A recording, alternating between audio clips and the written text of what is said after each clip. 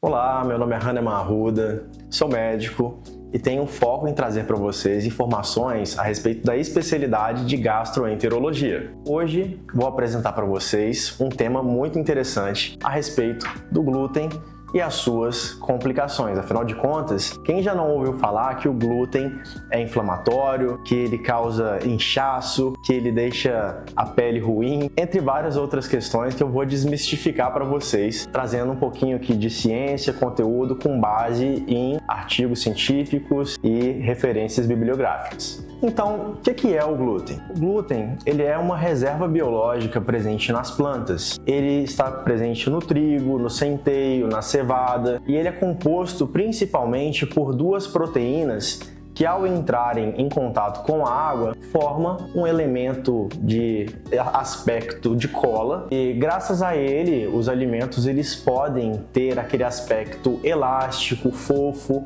como a gente vê no bolo, na pizza, no pãozinho. E quais são essas duas proteínas? Nós temos a gliadina e a glutenina. A glutenina, ela confere esse aspecto de elasticidade, enquanto a gliadina traz a resistência. Agora, 1% da população mundial deve passar longe de glúten. Quem são essas pessoas? São os pacientes que possuem a doença celíaca. Para entender um pouquinho melhor o que é a doença celíaca, eu preciso que você entenda como funciona o processo de absorção desse glúten no nosso organismo. Basicamente, os carboidratos eles são absorvidos na primeira porção do nosso intestino, o duodeno. Por se tratar de proteína, assim que nós digerimos, essas moléculas elas são quebradas em peptídeos, que são partículas menores da proteína. Esses peptídeos vão ser absorvidos pelas vilosidades intestinais, de forma que uma pessoa normal vai conseguir fazer a digestão plenamente, sem nenhum problema.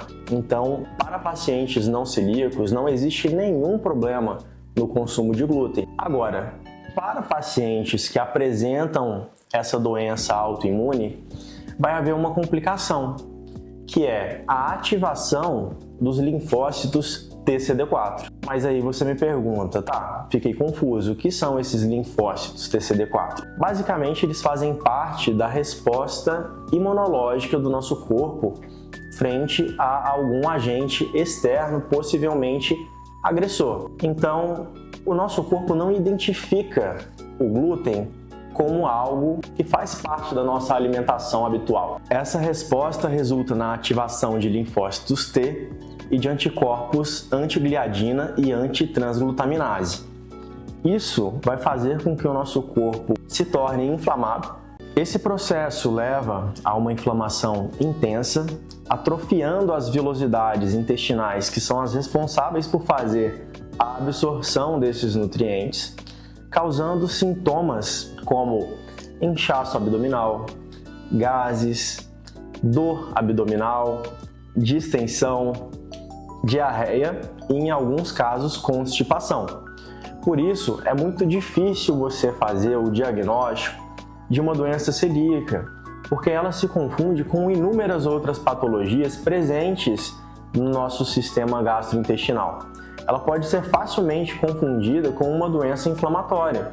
Por isso, é tratada como uma doença de exclusão. E quem vai ser o público que nós devemos ter um olhar mais atento? Mulheres, pessoas que têm a pele branca e grupos de risco, como pacientes que possuem HIV ou outras doenças autoimunes, porque existe uma correlação entre doenças autoimunes. Mas, doutor, por que a gente vai dar importância para uma doença que só acontece em 1% da população? O Brasil, ele é um país que possui 211 milhões de pessoas, segundo a última pesquisa levantada pelo IBGE. 1% de 211 milhões, pessoal, são 200 mil pessoas. E por conta disso, foi criada uma campanha de conscientização para o mês de maio, o Maio Verde, que é um mês de promoção de informação a respeito da doença celíaca. Para mais informações, eu vou deixar o link dessa campanha aqui na descrição. E o mais impressionante é que a doença celíaca é uma doença que ela não se restringe apenas a manifestações intestinais. Ela pode se manifestar, por exemplo, na área dermatológica através de uma doença chamada dermatite herpetiforme. Aqui estão algumas imagens para vocês entenderem do que se trata, e é um diagnóstico muito interessante porque às vezes o paciente ele apresenta essas lesões e procura dermatologistas achando que se trata de uma doença de pele, quando na verdade o intestino dela que está atrofiado por conta do contato com o glúten. Voltando a falar a respeito do público feminino que sofre com a doença celíaca, é possível perceber problemas no crescimento, abortamentos, problemas de infertilidade e menopausa precoce, além também de fadiga crônica, que é algo que pode acometer a todos os outros pacientes que possuem essa doença. E como fazer o diagnóstico? Para isso eu vou explicar para vocês algo muito importante. A imunoglobulina IgA, ela é uma proteína presente em um tipo de anticorpo. Durante esse processo inflamatório, o corpo irá recrutar anticorpos para fazer as reações decorrentes do processo inflamatório. A imunoglobulina IgA, ela é um componente importante para nos ajudar a fazer o diagnóstico da doença celíaca. Então nós vamos medir a IgA total e também a antitransglutaminase IgA para confirmar esse diagnóstico. Além disso, nós podemos pedir também o anti-endomísio IgA. Então nós fizemos o rastreio através da IgA total e a antitransglutaminase IgA, e para confirmação nós temos o anti-endomísio IgA. Os testes genéticos também são muito importantes para nós identificarmos os pacientes celíacos. O HLA, DQ8 e DQ2 estão presentes em 99% dos pacientes celíacos. Se pegarmos uma amostragem da população geral, 30% da população geral possui esses genes ativados. Só que apenas 3% desses 30%, 40% que apresentam essa manifestação serão pacientes celíacos. Então, através dessa análise, nós podemos fazer a identificação de pessoas que têm a probabilidade de manifestarem essa doença em algum momento da vida. Então, vamos falar agora da confirmação da doença celíaca. Pacientes que possuem sorologia positiva e a biópsia positiva, eles são pacientes celíacos.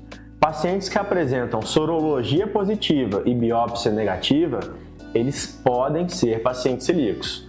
Como nós vamos determinar se eles são ou não? Através da retirada do glúten da dieta desses pacientes. Se eles apresentarem uma boa resposta com remissão total dos sintomas, então provavelmente eles são celíacos e eles devem aderir à dieta zero de glúten. E pacientes com sorologia negativa e biópsia negativa podem ficar tranquilo e vão comemorar comendo a sua pizza, seu hambúrguer, porque você não tem a doença celíaca. Certo, eu comentei a respeito da biópsia, mas eu não entendi muito bem o que é biópsia, de onde vai ser retirada essa biópsia. A biópsia é o estudo celular. Ela é realizada através de um exame chamado endoscopia digestiva, onde um tubo é inserido através da nossa cavidade oral e é retirado uma porção do bulbo duodenal ou da segunda porção duodenal para análise histopatológica, ou seja, para o estudo celular daquela região. Se apresentar atrofia da mucosa ou aumento de linfócitos TCD4 recrutados nessa região por conta da resposta inflamatória, nós temos sinal de uma ativação sistêmica promovida pela reação do glúten devido à doença celíaca. Então, nós temos uma escala chamada escala de Marshall, onde o gastroenterologista, em parceria com o especialista patologista, eles irão estudar aquele tipo de tecido e classificá-lo de acordo com essa escala. Se ela apresentar características do tipo 2, do tipo 3A, do tipo 3B ou do tipo 3C, nós podemos bater o martelo e classificar esse paciente como celíaco. Então, a soma da sorologia com a biópsia nos propicia esse diagnóstico mais preciso. Ah, doutor, mas eu já ouvi que o glúten faz mal, até mesmo para pacientes que não são celíacos. É verdade?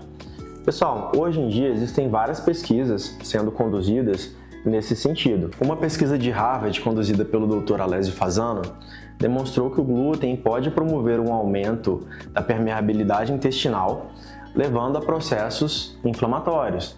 É uma pesquisa que está em andamento e eu acredito que para pessoas mais sensíveis, a retirada do glúten da dieta pode sim contribuir para um melhor estado de saúde. Agora, essas condutas elas precisam ser muito bem avaliadas e individualizadas de acordo com a necessidade de cada paciente. Eu não recomendo a retirada total do glúten da dieta de ninguém, especialmente das pessoas que não são celíacas. Lembrando que a qualidade do glúten que nós temos hoje é diferente da qualidade do glúten que era cultivado antigamente. O papel do Estado é muito importante para a segurança desses pacientes que têm doença celíaca ou sensibilidade ao glúten. Foi instaurada uma lei, a Lei 10.674, do dia 16 de maio de 2003, que todos os alimentos que contêm glúten devem ter em seu rótulo ou na sua bula esse registro escrito contém glúten. Para um alimento ser declarado isento de glúten, ele precisa ter menos de 20 partes por milhão de glúten em sua composição. Então, por exemplo, em uma jarra de suco de 2 litros, se nós tivermos uma gota de glúten, que é aproximadamente 50 miligramas, esse alimento já é inapropriado. Então, esse paciente, ele precisa passar por muitas situações de restrição social. Infelizmente, ele vai precisar se adaptar, tanto emocionalmente quanto psicologicamente, a uma realidade em que as suas restrições podem causar um impacto na sua saúde. Nós temos os alimentos derivados à base de arroz, de mandioca, milho, legumes, frutas, carnes. Todos esses alimentos são permitidos para o paciente celíaco, alimentos de ótima carga nutricional. Alguns estudos apontam que sabão com proteases são mais indicados para a limpeza desses utensílios, como facas, garfos. Para finalizar, gostaria de compartilhar aqui com vocês que a Federação Brasileira de Gastroenterologia está apoiando um projeto, a Hibredoc, que ajuda na conscientização da doença celíaca. E eu vou colocar o link aqui embaixo para vocês acessarem, além também do link do Gov com as recomendações gerais para pacientes celíacos. Espero que você tenha gostado desse vídeo, que eu tenha contribuído para o seu aprendizado.